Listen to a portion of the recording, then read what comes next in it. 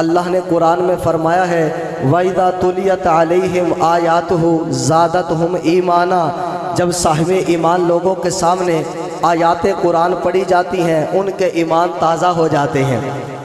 زور سے جب صاحب ایمان لوگوں کے سامنے آیات قرآن پڑھی جاتی ہیں تو صاحب ایمان لوگوں کے ایمان بڑھ جاتے ہیں۔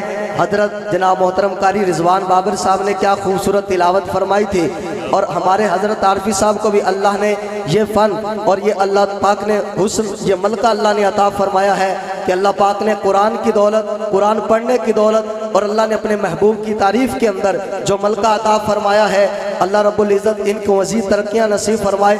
توجہ چاہوں گا، میں نے کہا جب اہل ایمان کے سامنے قرآن پڑھا جاتا ہے ان کا ایمان بڑھ جاتا ہے۔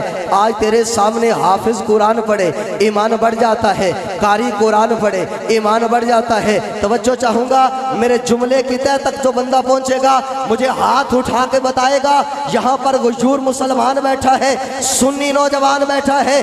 میں نے کہا جب اہل ایمان پہ قرآن پڑھا جاتا ہے ایمان بڑھ جاتا ہے، حافظ قرآن پڑھے ایمان بڑھ جاتا ہے، قاری قرآن پڑھے ایمان بڑھ جاتا ہے۔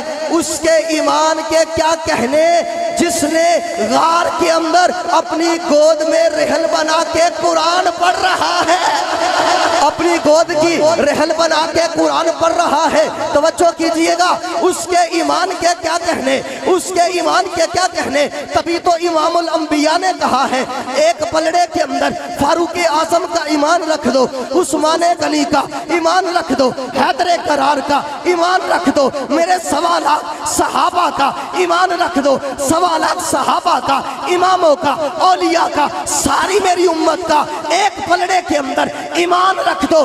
دوسرے پلڑے کے اندر میرے یار غار، یار مزار کا ایمان رکھ دو۔ یہ ساروں کا ایمان کم ہے، میرے یار غار کا ایمان سب سے بدلی ہے۔ نعرہ تکبیر۔ اور میں نے کہا اس کے ایمان کے کیا کہنے۔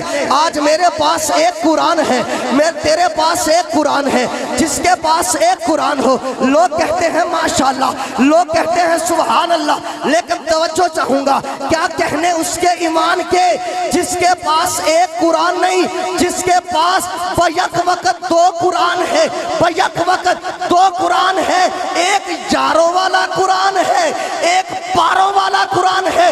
جملہ سمجھیے گا، اپنی بیداری کا، محبت کا ثبوت دیجئے گا۔ میں نے کہا اس کے پاس بیک وقت 2 قرآن ہے، ایک یاروں والا قرآن ہے، ایک پاروں والا قرآن ہے۔ یاروں والا پاروں والا قرآن اس نے سینے میں سما رکھا ہے، یاروں والا قرآن اس نے کندھوں پہ اٹھا رکھا ہے۔ ارے شان صدیق اکبر پہ قربان میں، شان صدیق اکبر پہ قربان میں، رازدار رسالت کی کیا بات ہے جس کو صدیق ذات خدا نے کہا، اس سراپا صداقت کی کیا بات ہے۔ سب سے پہلے ہے جس کو خلافت ملی، تیرے تخت خلافت کی کیا بات ہے۔ غار ہے، غار ہے، یک جنت کی گلزار ہے، ایک طرف مار ہے، ایک طرف مار ہے، زہر پاؤں میں زانوں پہ دلدار ہے۔ صدیق تیری قسمت کی کیا بات ہے، صدیق تیری قسمت کی کیا بات ہے۔ اور صدیقیوں کے نام کر رہا ہوں کہ خدا جسے اوجھے کمال دیتا ہے، خدا جسے اوجھے کمال دیتا ہے اسے صدیق کے قدموں میں ڈال دیتا ہے۔ صدیقی ہاتھ اٹھا کے بولے گا خدا جسے اوجھے کمال دیتا ہے اسے صدیق کے قدموں میں ڈال دیتا ہے۔ حضرت ڈاکٹر صاحب توجہ کیجئے گا اور مجھے نعرہ لگا کر بتائیے گا، یہاں پر صدیقیوں کا مجمع ہے، خدا جسے اوجھے کمال دیتا ہے اسے صدیق کے قدموں میں ڈال دیتا ہے۔ شان صدیق زندہ باد کہہ دو، شان صدیق زندہ باد کہہ دو، یہ وہ نعرہ ہے جو شجرے کھنگال دیتا ہے۔ نعرہ تکبیر۔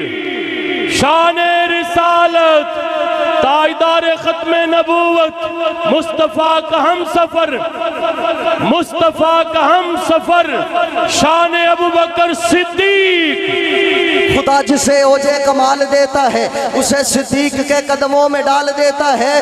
یہ وہ نعرہ ہے جو شجرے کھنگال دیتا ہے۔ ازلوں سے چلا آتا ہے وہ یار نبی کا، ازلوں سے چلا آتا ہے وہ یار نبی کا۔ اس شخص کا انکار ہے، انکار نبی کا۔ اب اور بھلا کتنا قریب شاہدی ہو، صدیق کا گھر بار ہے، گھر بار نبی کا۔ اس مقام قبا کے منظر کو سامنے رکھ کے میرا مصرع سماعت کیجئے گا۔ اب اور بھلا کتنا قریب شاہدی ہو، صدیق کا گھر بار ہے، گھر بار نبی کا۔ کچھ لوگ جھلک دیکھنے آئے تھے نبی کی، کچھ لوگ جھلک دیکھنے آئے تھے نبی کی، صدیق میں کرتے رہے دیدار نبی کا، صدیق میں کرتے رہے دیدار نبی کا۔ اسی کے ساتھ آپ کے سامنے میں دعوت دینا چاہوں گا ہماری اس محفل کے آخری مہمان، خصوصی مہمان، میرے اور آپ کے دل کی دھڑکن، ملک پاکستان کے عظیم ثنا خان مصطفیٰ، اللہ پاک نے جن کو ایک